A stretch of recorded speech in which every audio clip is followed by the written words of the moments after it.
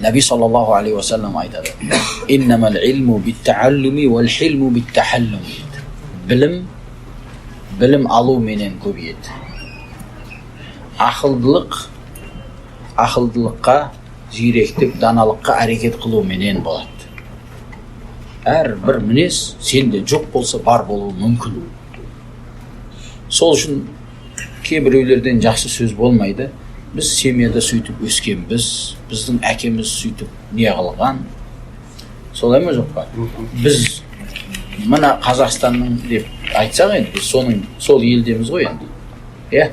Biz оңтүстүкпүз, biz солтүстүкпүз деген, biz батыс, чыгыс дегендей. Бул баары өсек бир тиң кымбат сөз болду.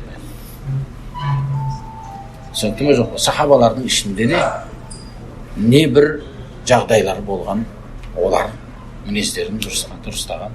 Омар кім болған еді? Аллах субханаху ва тааланың дініне келуіменен адамдардың ішіндегі ең мінезді, ең көркем, ең мейірімді адамға айланды. Радиаллаху. Сол үшін дін жөндемейтін нәрсе жоқ. Егер жөнделуді қаласа адам. Проблема қашан? Адам өзі жөнделуді қаламайды. Біз солаймыз, өйтіп бүйтетті, өзіне желеп салады, баг, өліп кетті сосын. Сөйті ме жоқ па? Осымен қалып кетесің. Жөнделуді қалаған адамды ислам жөндейді. Жол көрсетеді саған. Бұлай бол. Жолы бар. Сол үшін мінезді болу, көркем мінезді болу бұл шариғаттан. Бәлкім Наби саллаллаху алейхи ва саллям айтады, мінезі, құлқы, амалы жақсы болған адам күніменен ораза ұстап, түніменен намаз оқитын адамдардың дәрежесіне жетеді дейді. Сол үшін Наби саллаллаху алейхи ва саллям бір әйел туралы сұралды.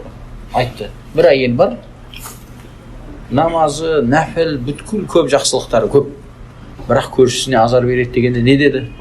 Ол тозақта дейді. Екіншісі, қара, мінез жаман.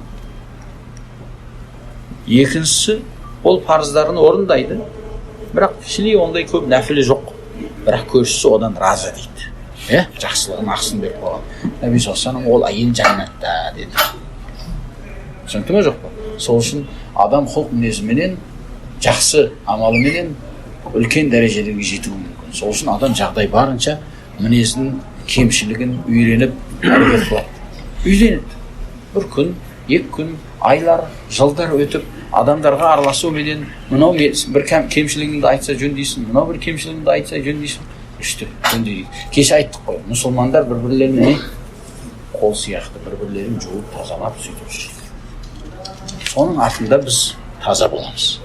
Amma sen menden bet bұрсаң, мен сенден бет бұрсам, мынаның мінез жаман екен деп осы менен кете беретін болсақ, бірге жүрген адамның өзі қалмайды. Түсінікті ме жоқ па? Аллаху алейкум.